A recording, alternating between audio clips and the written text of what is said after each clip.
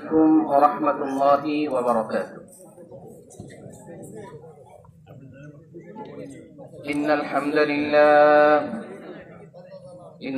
لله نحمده ونستعينه ونستغفره ونؤمن به ونتوكل عليه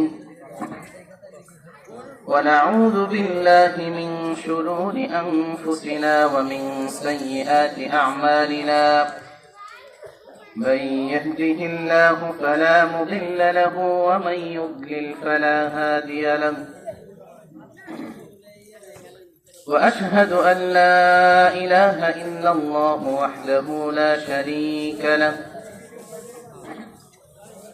وأشهد أن محمدا عبده ورسوله.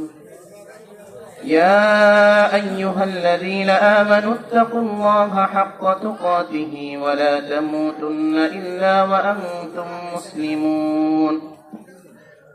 يا أيها الناس اتقوا ربكم الذي خلقكم من نفس واحدة وخلق منها زوجها وبث منهما رجالا كثيرا ونساء. واتقوا الله الذي تساءلون به والأرحام إن الله كان عليكم رقيبا. يا أيها الذين آمنوا اتقوا الله وقولوا قولا سديدا يصلح لكم أعمالكم ويغفر لكم ذنوبكم ومن يطع الله ورسوله فقد فاز فوزا عظيما. أما بعد فإن خير الحديث كتاب الله وخير الهدي هدي محمد صلى الله عليه وسلم وشر الأمور محدثاتها وكل محدثة بدعة وكل بدعة ضلالة وكل ضلالة في النار. فقد قال الله تعالى في كلامه المجيد وفرقانه الحميد. أعوذ بالله من الشيطان الرجيم. بسم الله الرحمن الرحيم. فاعلم أنه لا إله إلا الله إلى آخر الآية.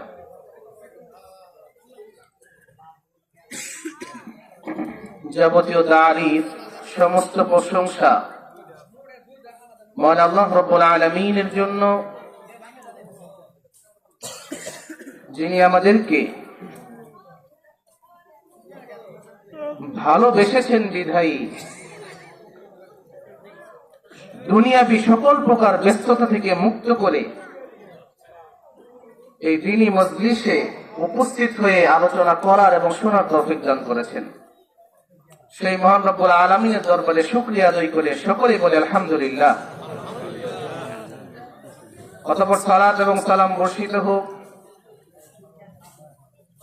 সর্বকালের সর্বশ্রেষ্ঠ মহামানব সাইয়্যিদুল মুরসালিন খাতামুন নবিয়্যিন মুহাম্মদুর রাসূলুল্লাহ সাল্লাল্লাহু আলাইহি ওয়াসাল্লামের উপর।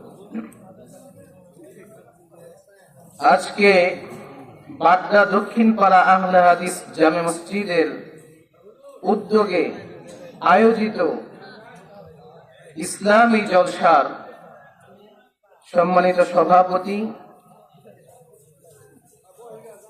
শেখ হাফেজ মোহাম্মদ রফিকুল ইসলাম হাফিজাহুল্লাহ, খতিব অত্র মসজিদ, এবং আরো অন্যান্য যারা অতিথি আছেন এবং আরো যারা উলামায়ে কেরামগণ আছেন, সকলকেই আমার অন্তরের অন্তঃস্থল থেকে মোবারকবাদ জানাচ্ছি। এবং আপনারা যারা বাহিরে ঘোরাফেরা করছে তাদের কাছ থেকে আলাদা হয়ে প্যান্ডেলে এসে বসেছেন,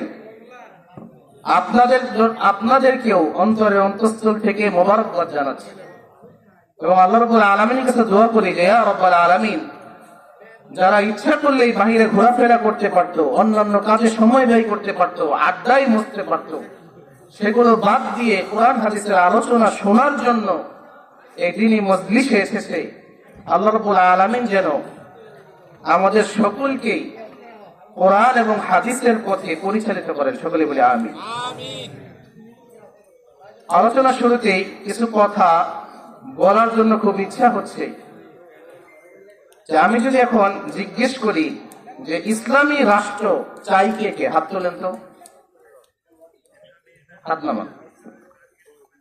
তাহলে এখন যদি জিজ্ঞেস করি যে ইসলামী রাষ্ট্র আমরা কে কে চাই, সকলে হাত তুলতেছি এবং বাহিরে যারা ঘোরাফেরা করতেছে তারাও যদি সকলে এখানে উপস্থিত থাকতো সকলেই হাত তুলতো যে আমরা সকলেই কি চাই, ইসলামী রাষ্ট্র চাই।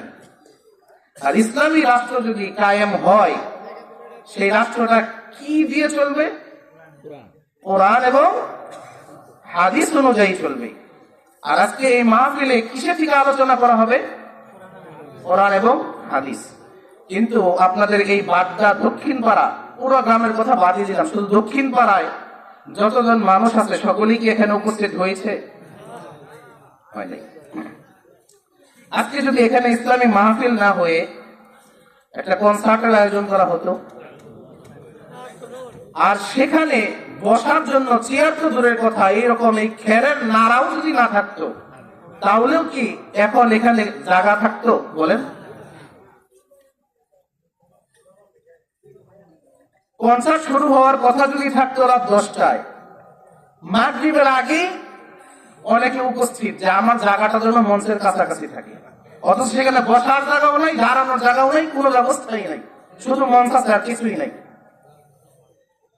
সেখানে জায়গা থাকতো? থাকতো না। তাহলে আমরা মুখে যতই বলি যে আমরা ইসলামী আইন চাই, আসলে ইসলামটা মন থেকে আমরা ভালোবাসি না, এটা প্রমাণিত। তো যাই হোক, আলোচনা সেদিকে লম্বা করব না, সংক্ষিপ্ত সময়ে আলোচনা করবো ইনশাআল্লাহ।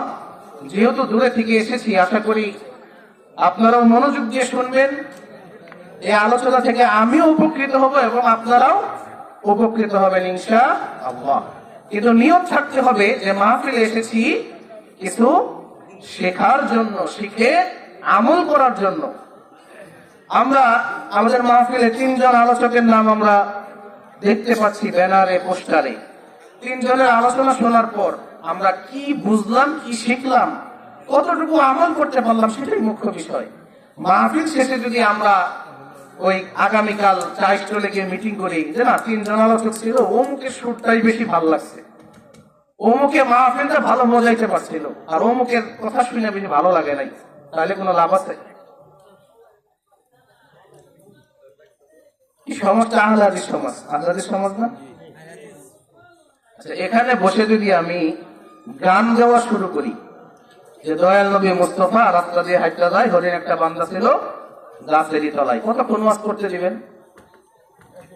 আপনারা দিতে পারেন, ভালো লাগবে, কিন্তু এই যে সভাপতি দিয়ে রাখছেন হাফেজ মোহাম্মদ রফিকুল ইসলাম, উনি আমার থামিয়ে দিবে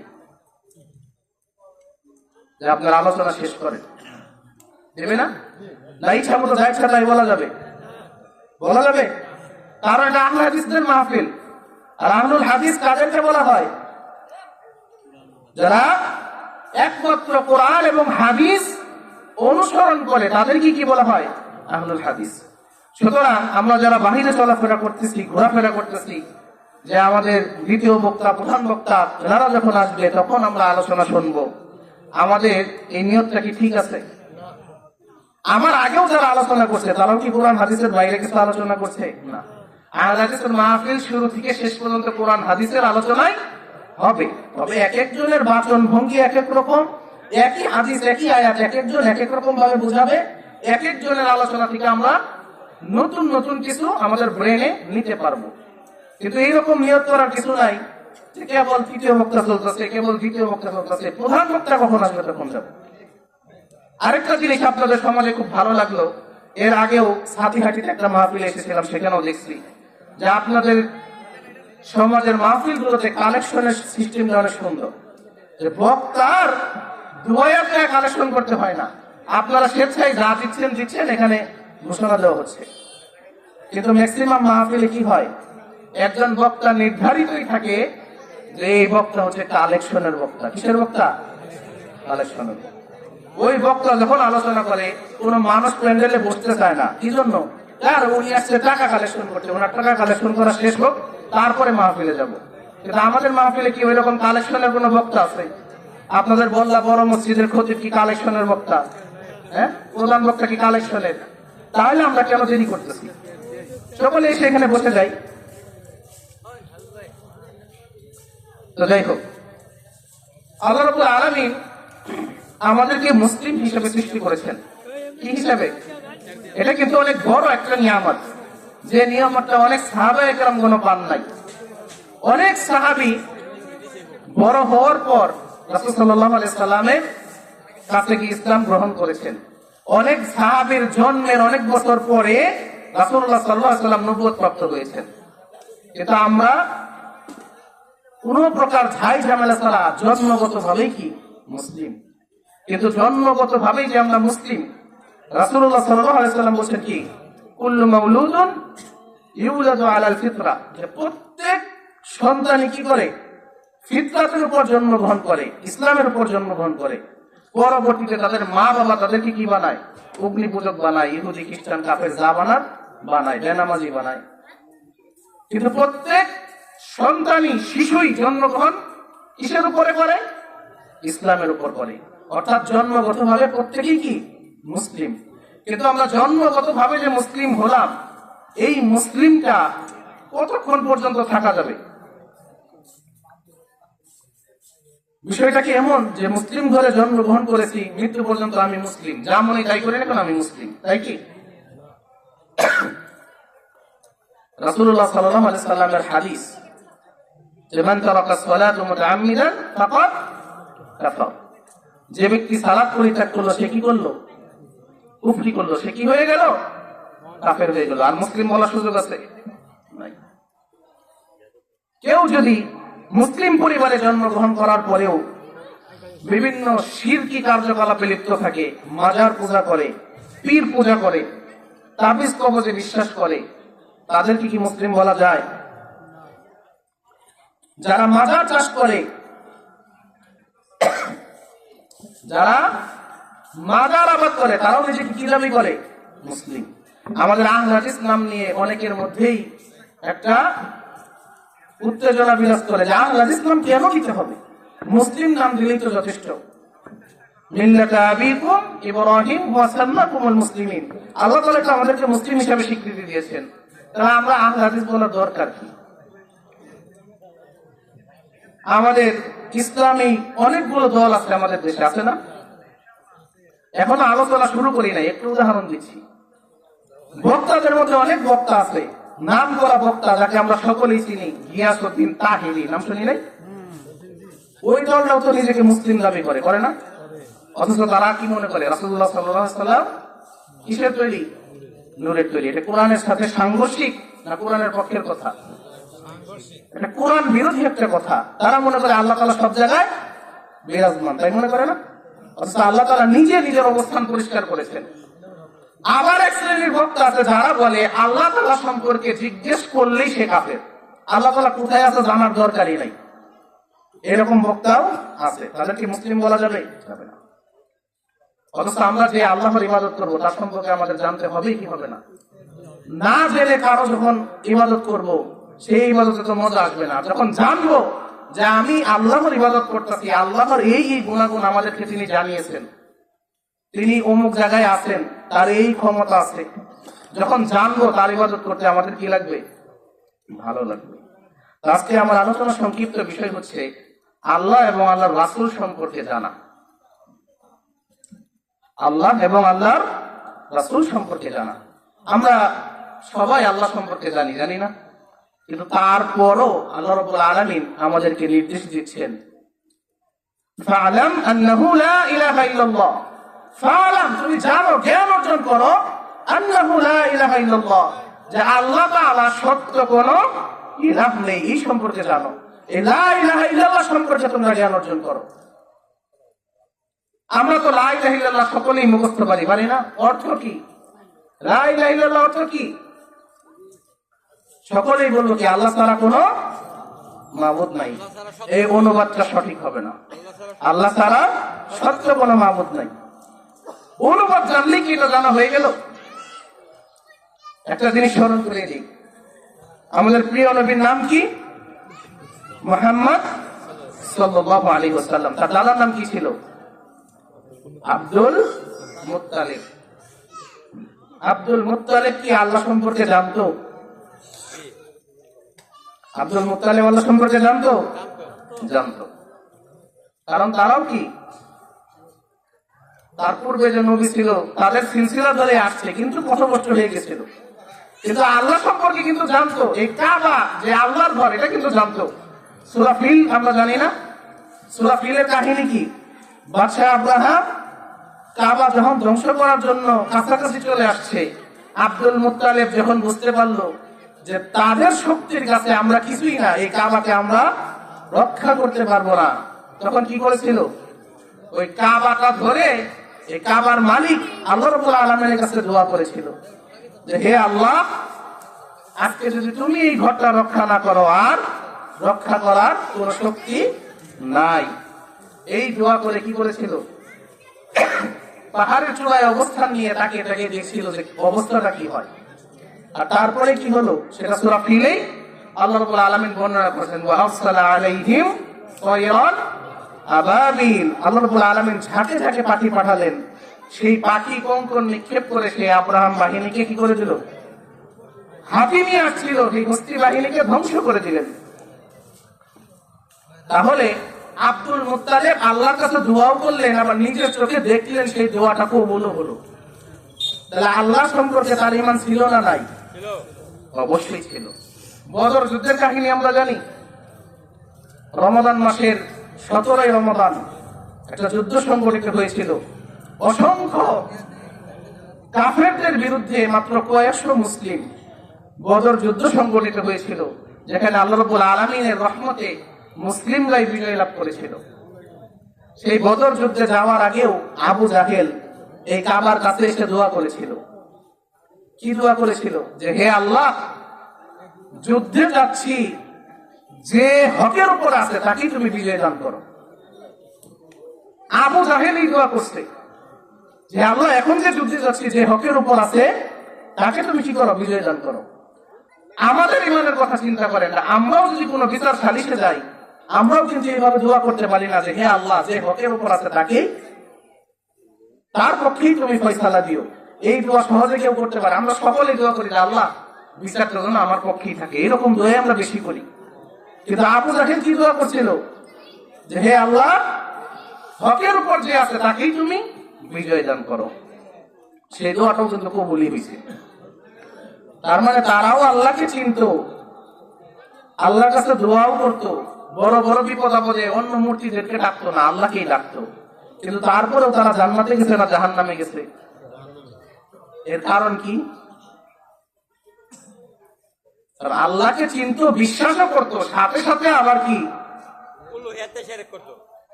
শিরক করতো। কি করতো? কয়টা মূর্তি ছিল কাবার ভিতরে বলেন তো?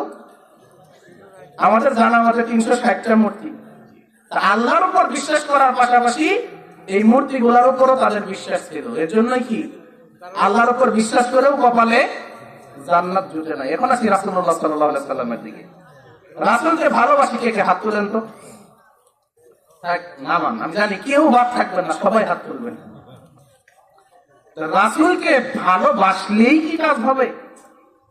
কোরআনের কারিমে আল্লাহ রাব্বুল আলামিন কয়টা আয়াতে বলেছেন যে তোমরা রাসূলুল্লাহ সাল্লাল্লাহু আলাইহি সাল্লামকে ভালোবাসো?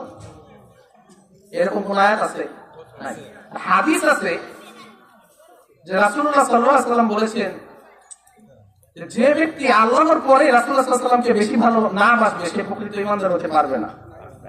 নিজের মা বাবা সন্তান সন্ততি সবকিছু থেকে বেশি কাকে ভালোবাসতে হবে? রাসূল সাল্লাল্লাহু আলাইহি সাল্লামকে।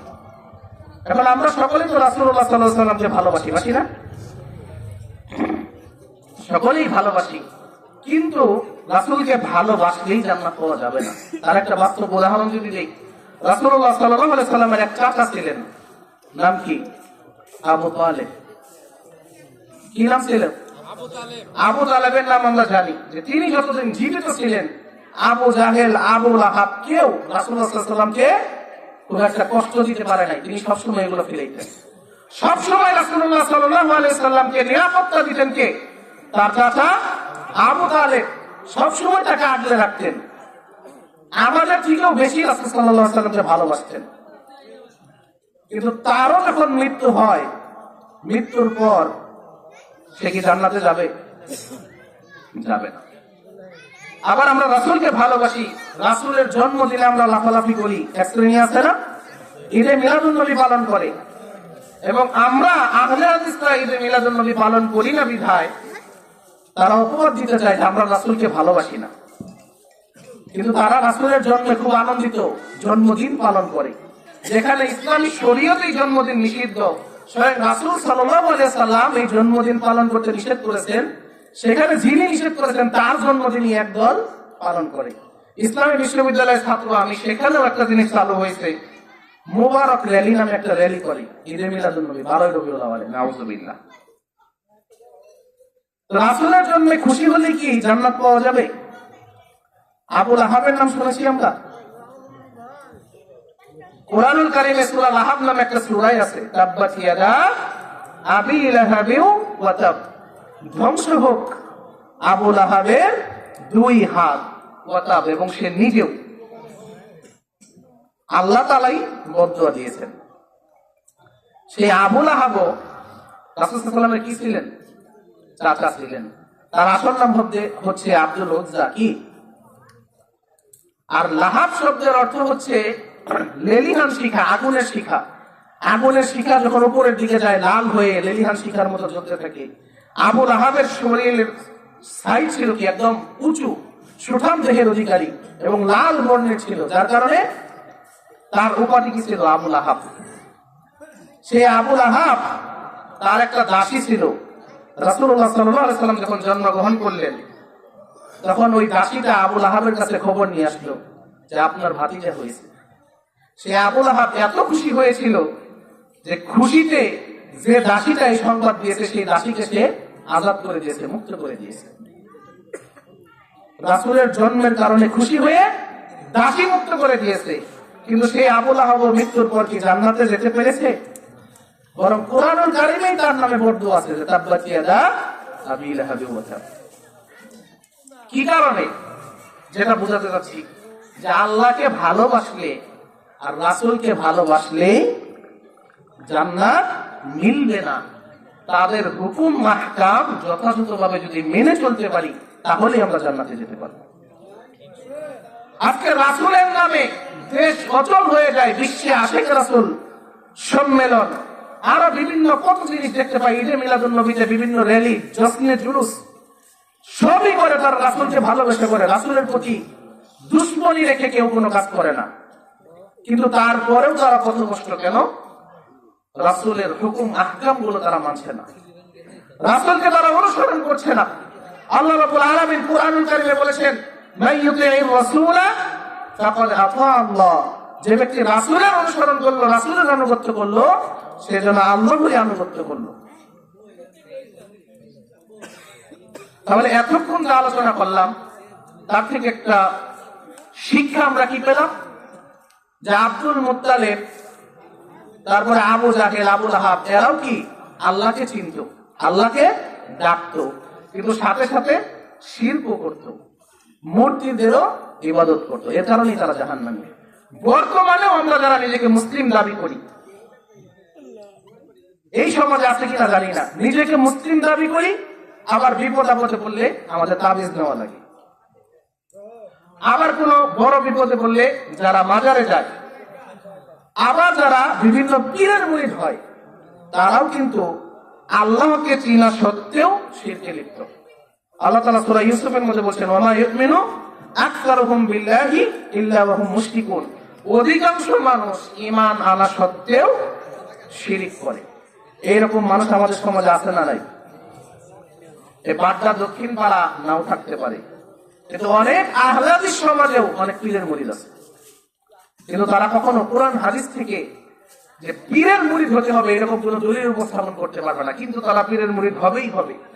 আবার যে সকল হুজুরদের বিরুদ্ধে আলোচনা করবে, সেই সকল হুজুরদের সমালোচনা কিভাবে করা যায় সেগুলো তারা করবে। আজকে আমি দূরে থেকে আপনাদের এখানে এসেছি, যা ইচ্ছা বলতে পারবো, কিন্তু কিছু কথা আছে যেগুলো আপনাদের ইমাম সাহেব যখন বলবে তখন আপনাদের কাছে সে খারাপ হয়ে যাবে। যত সমস্যা হচ্ছে ইমাম সাহেবদের, কোরআন হাদিস থেকে আলোচনা করবে, তারপরেও কিছু মানুষের শত্রু হয়ে যাবে। যখন বেনামাজিদের সম্পর্কে কঠিন আলোচনা করবে, সমাজে যারা নামাজ পড়ে না মনে মনে ভাববে যে হুজুর তো জানেই যে আমি মসজিদে যাই না, কথাটা মনে আমারই বললো। আবার যারা বিড়ি সিগারেট খায়, সমাজে সকলেই জানে এরা বিড়ি সিগারেট জর্দা খায়। এই বিড়ি সিগারেটের বিরুদ্ধে যখন ওয়াজ করবে, এই বিড়ি সিগারেট জর্দা যারা খায় তারা মনে মনে ভাববে যে আমাদেরকে মনে অপমান করতেছে। আবার ফ্লাই স্টলে বসে যারা বিভিন্ন জীবত করে, আড্ডা দেয়, ফাহিশা কথাবার্তা বলে, এই ফ্লাই স্টলের পাশে তো ইমাম সবসময় যাতায়াত করে না, দেখে তো ভিতরে কে আছে। ওই বাজারে যে খারাপ কাজগুলো হয় সেগুলো নিয়ে যদি আলোচনা করে, আমি মনে মনে ভাববো যে আমি ওই দিন ফ্লাই স্টলে আসছিলাম, ইমাম সাহেব আমাকে দেখছে, আজকে এই কথাগুলো মনে আমাকেই বলবো। কিন্তু যখন বাইরে থেকে কেউ এসে বলবে, তখন আপনাদের মনে এরকম কিছু আসবে না যে কথাটা মনে আমাকে বলতেছে, কারণ আমি আপনাকে চিনি না, আপনিও আমাকে ভালোভাবে চিনেন না। তখন আস্তে আস্তে ভাববেন যে আসলে মনে কোরআন হাদিস এগুলোই আছে, আমার এগুলো বাদ দেওয়া উচিত।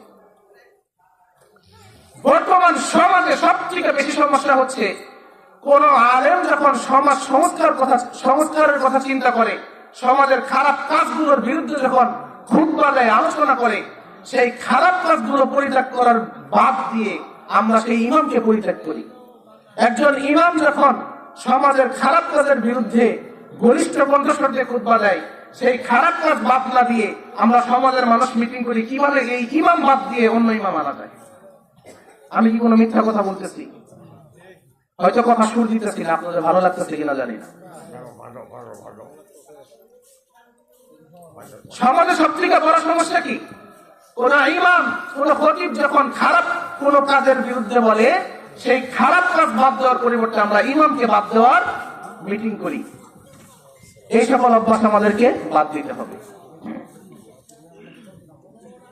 তো যাই হোক, আমাদের আলোচনার অন্যতম, আজকের অনুষ্ঠানের অন্যতম মেহমান শেখ মোহাম্মদ ওবায়দুল্লাহ বিন আব্দুল ওয়াহিদ হাফিজাহুল্লাহ আমাদের মাঝে উপস্থিত হয়েছে। তাই আলোচনা বেশি লম্বা করবো না। তো যেটা বলতে চাচ্ছিলাম যে আল্লাহ তাআলা আমাদেরকে বলছেন ফাআলাম আন্নাহু লা ইলাহা ইল্লাল্লাহ, লা ইলাহা ইল্লাল্লাহ সম্পর্কে আমাদেরকে জানতে হবে, জ্ঞান অর্জন করতে হবে। এই লা ইলাহা ইল্লাল্লাহ শুধু মুখস্থ করে, এর অর্থ মুখস্থ করলেই কাজ হবে না। কি কি কাজ করলে এই লা ইলাহা ইল্লাল্লাহ আমার মধ্যে থেকে ছুটে যাচ্ছে সেগুলো সম্পর্কে জানতে হবে। কেউ যদি পীরের মুরিদ থাকে, এই পীর মুরিদই অবশ্যই বাদ দিতে হবে। কেউ কারো মনে যদি মাজারের প্রতি বিশ্বাস থাকে যে মাজার থেকে কেউ কিছু চাইলে পাবে, এই বিশ্বাস বাদ দিতে হবে। তাবিজ কবজের বিশ্বাস বাদ দিতে হবে। অনেক মসজিদের ইমাম সাহেব কাজ ভাঙ্গাইয়া দেয়, এগুলো বাদ দিতে হবে। এগুলো সবই হচ্ছে কি? শিরকের অন্তর্ভুক্ত। এগুলো করার পাশাপাশি আমরা যতই আল্লাহকে ডাকি, যতই নামাজ কালাম পড়ি, ওই যে শেষমেশ আব্দুল মুত্তালিবের যে অবস্থা, আমাদের অবস্থাও কি তাই হবে। তারাও আল্লাহকে ডাকতো, আল্লাহর উপর বিশ্বাস রাখতো, আমরাও রাখি, কিন্তু শিরক মুক্ত ভাবে থাকতে হবে। আর রাসূলের প্রতি আমাদের যে ভালোবাসা, সেই ভালোবাসা শুধু মুখে ভালোবাসি বলেই বিভিন্ন মিছিল মিটিং করে ভালোবাসা দেখাইলে কোনোদিন জান্নাতে যেতে পারবো না। প্রকৃত ভালোবাসা কোথায়? রাসূল সাল্লাল্লাহু আলাইহি ওয়াসাল্লাম আমাদেরকে যে দিক নির্দেশনাগুলো দিয়েছেন সেগুলো মানার মাধ্যমেই তাকে যে আমরা ভালোবাসি সেটা আমাদের প্রমাণ করতে হবে। আল্লাহকে যদি আমরা ভালোবাসতে চাই, রাসূলকে অনুসরণ করতে হবে। আল্লাহ তাআলা বারবার রাসূলের অনুসরণ করার জন্য আমাদেরকে নির্দেশ দিয়েছেন, কিন্তু রাসূলের অনুসরণ নিয়ে যখন আমরা কথা বলবো তখনই কিছু মানুষের বিরুদ্ধে চলে যাবে। এমনও কিছু মানুষ আছে যে আলেম ওলামাদের বিরুদ্ধে অভিযোগ তোলে যে আর কি কোনো আলোচনা পায় না, আর কি কোনো ওয়াজ পায় না, খালি শিরক বিদআত, খালি শিরক বিদআত। শিরকের আলোচনাই যদি আমরা না করি, সারা দিন সারা রাত জেগে যদি নামাজ পড়েন আর সাথে সাথে যদি শিরক করেন, কোন লাভ আছে? নাই। এই যে প্রতিনিয়ত তাবলীগ জামাত, আমরা এগুলো পছন্দ করি না। আমাদের আহলাদিস মসজিদে আসে না কি জন্য? তারাও জানে যে আমরা তাদেরকে হক মনে করি না। কি জন্য? তারাও রাসূলের তরিকার বাইরে চলে গেছে। দাওয়াত দেওয়া ভালো না খারাপ? ইসলামের পথে তো দাওয়াত দিতে হবে। আল্লাহ তাআলা তো নির্দেশ দিয়েছেন, উদউ ইলা সাবিলি রাব্বিকা বিল হিকমা, যে তোমরা তোমার রবের পথে কি আহ্বান করো, ডাকো, হিকমতের সাথে ডাকো, ওয়াল মাউইযাতিল হাসানা, এবং সুন্দর উপদেশের মাধ্যমে তোমরা ডাকো। কিন্তু আল্লাহর রাসূল কিভাবে দাওয়াত দিয়েছেন সেটা যদি আমরা দেখি, নবুয়ত প্রাপ্ত হওয়ার পর সাথে সাথেই কিন্তু তিনি সাহাবীদেরকে ডেকে বলেন নাই যে হে সাহাবীরা আসো, আমি নবুয়ত প্রাপ্ত হয়েছি, আমরা সকলে নামাজ পড়ি, কালাম পড়ি, তাই কি? নবুয়তের শুরুর দিকে কি নামাজ, রোজা, এগুলোর আয়াত কি নাযিল হয়েছে? হয় নাই। তখন কি তাওহীদের শিক্ষাটাই সর্বপ্রথম। রাসূলের সর্বপ্রথম দাওয়াত কোনটা ছিল? লা ইলাহা ইল্লাল্লাহ। আর এই দাওয়াত দেওয়ার কারণেই কিন্তু তিনি তার বংশের মানুষের কাছেই, তার সমাজের মানুষের কাছেই শত্রু হয়ে গিয়েছিলেন। আমরাও দেখতে পাই যারা হক কথা বলে তারা বেশিরভাগ মানুষের কাছেই খারাপ হয়ে যায়, শত্রু হয়ে যায়। এই জন্য আমরা যদি তাবলীগ করতে চাই, দাওয়াত দিতে চাই, আমাদের শুরু করতে হবে কোনটা থেকে? তাওহীদের দাওয়াত থেকে। সর্বপ্রথম আল্লাহ সম্পর্কে আমাদের সঠিক ধারণা নিতে হবে। তারপর রাসূল সাল্লাল্লাহু আলাইহি সাল্লাম তিনি আমাদেরকে কি দিক নির্দেশনা দিয়েছেন সেই অনুযায়ী আমাদেরকে দাওয়াত দিতে হবে। শুরুতেই যদি ফজিলতের ওয়াজ করি আর সাথে যদি শিরক করি, কোনো লাভ নাই। যাই হোক, সর্বশেষ একটা কথাই বলতে চাই যে আমরা যেন ইসলামকে মূল্যায়ন করি। আমরা যারা মুসলিম, আমাদের দোষেই কিন্তু আমরা বিভিন্ন জায়গায় নির্যাতিত হই।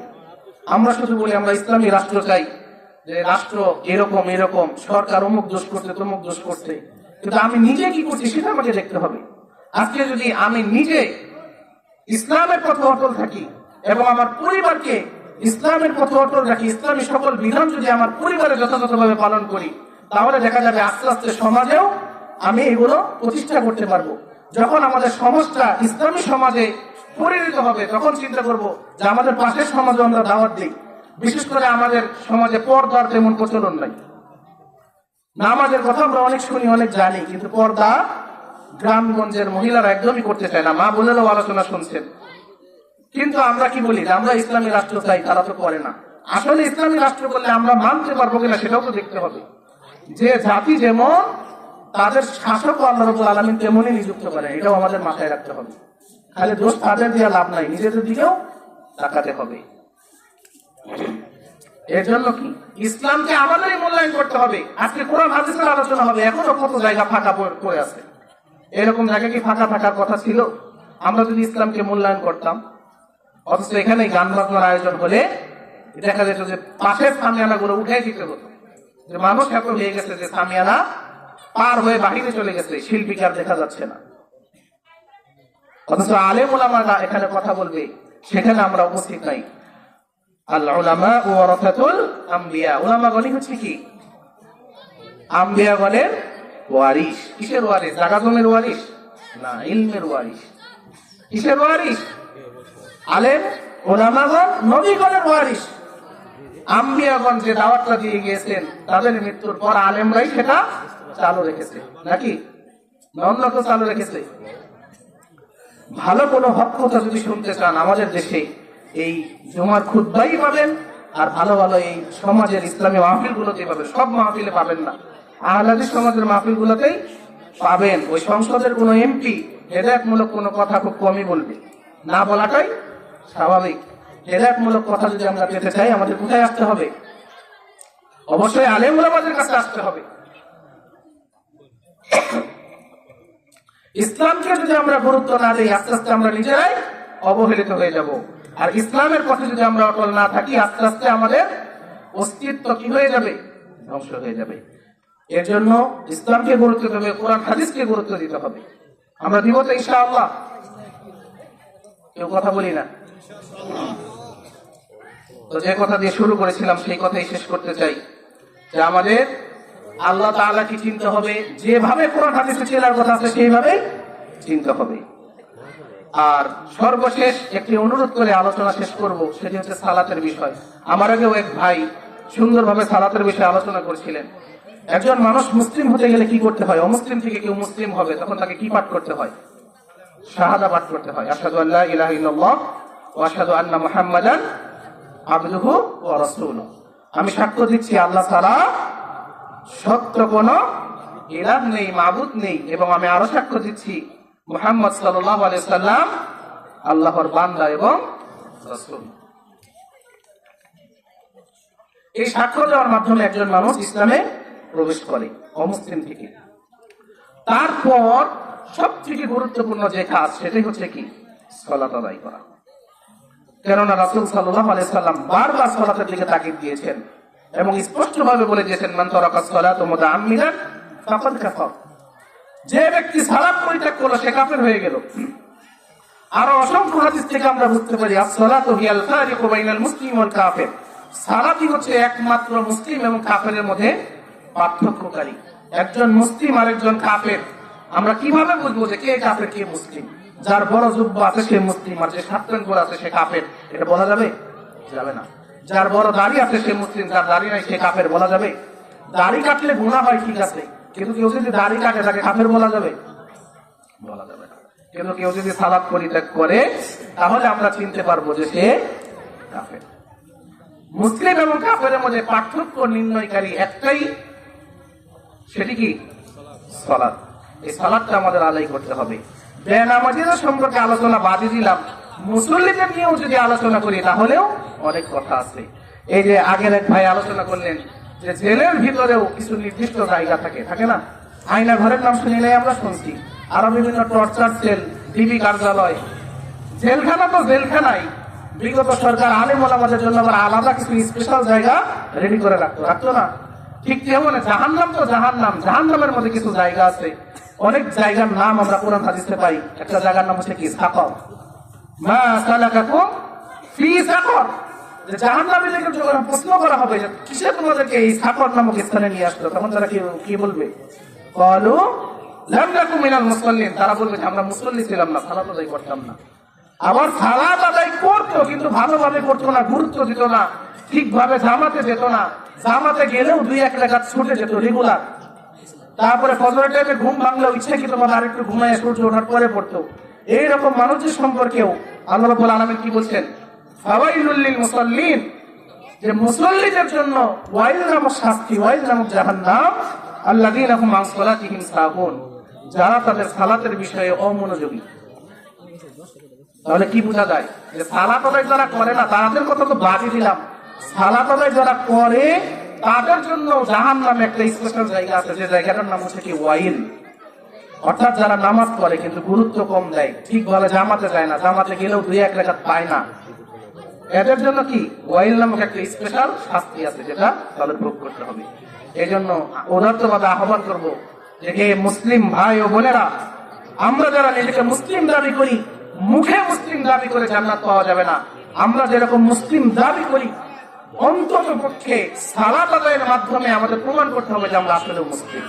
এই সালাত যদি আমরা আদায় না করি, যতই নিজেকে মুসলিম দাবি করি, কোনো লাভ হবে না। কারণ সালাতের হিসাব যদি ঠিকভাবে দিতে না পারি, দান, সদকা, হজ, যাকাত, উমরা যত কিছুই করি সবকিছুই আল্লাহ রাব্বুল আলামিন নষ্ট করে দিবেন।